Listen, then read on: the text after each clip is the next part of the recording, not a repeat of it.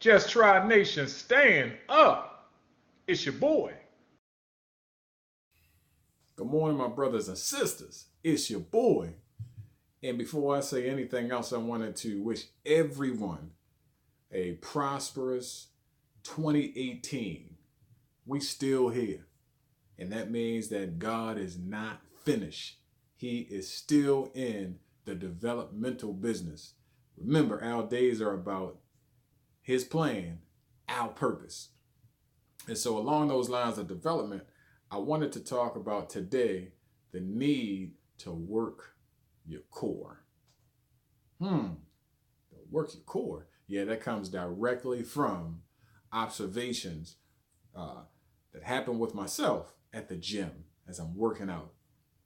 I notice out of all of the muscle groups, the most unenjoyable, unenthusiastic muscle to work in many cases with many people is not the arms, it's not the legs. With some, it might be that calf muscle, but for the most part, it's not the legs, it's not the back, it's not the chest. You know what it is? It's the core. Why? Because that is an agonizing workout. Core? Ooh, we. As I'm saying this, a lot of y'all who are working out or who want to work out can identify with what I'm saying.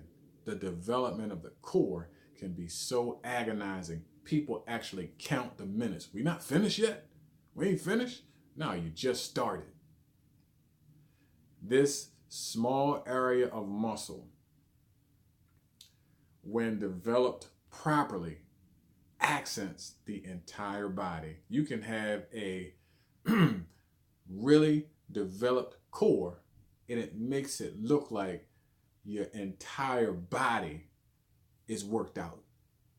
When the only thing you really focus on is your core.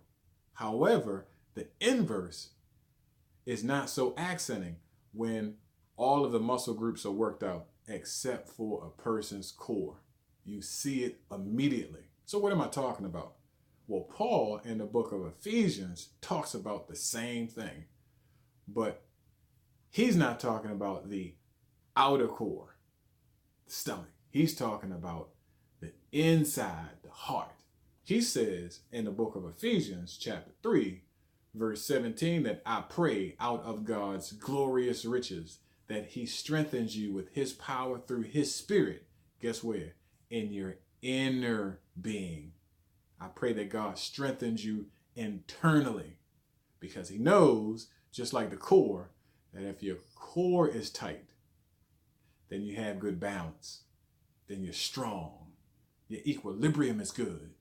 Your decision making is good. If you have a good spiritual core, your spiritual equilibrium is intact. You got good balance. Your decision making is good. And that's what God wants. He wants us to make decisions. He wants us to exhibit the behavior that is consistent to who he is or consistent with who he is. I pray out of God's glorious riches that he strengthens you with his power through his spirit in his inner being so that everyone can see you. And when they see you, they see who? They see God. And just like those core exercises at the gym, it's tough. The developmental process is tough. Why? Because you have to forego all of your carnal experiences. You have to ignore how you personally feel about the developmental process. Just do the work. It's your set. It's your reps. You can complain about it, but as long as you finish it, finish your set, finish your rep.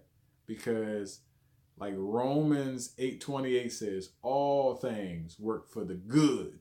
This is for your good of those who love the Lord and are called according to his purpose. Your core development is necessary. It's tied to your purpose. That's it. That's all I wanted to explain. First message of the 2018 new year. And God is going to do something amazing as he's been doing in 2017. He's just adding to it. The core is starting to look really ripped these days. Now, the reality is, I already said it. I know it's hard. But you know what? The only thing God wants us to do is what? Boom. There you go. Just try. It's your boy. I holla.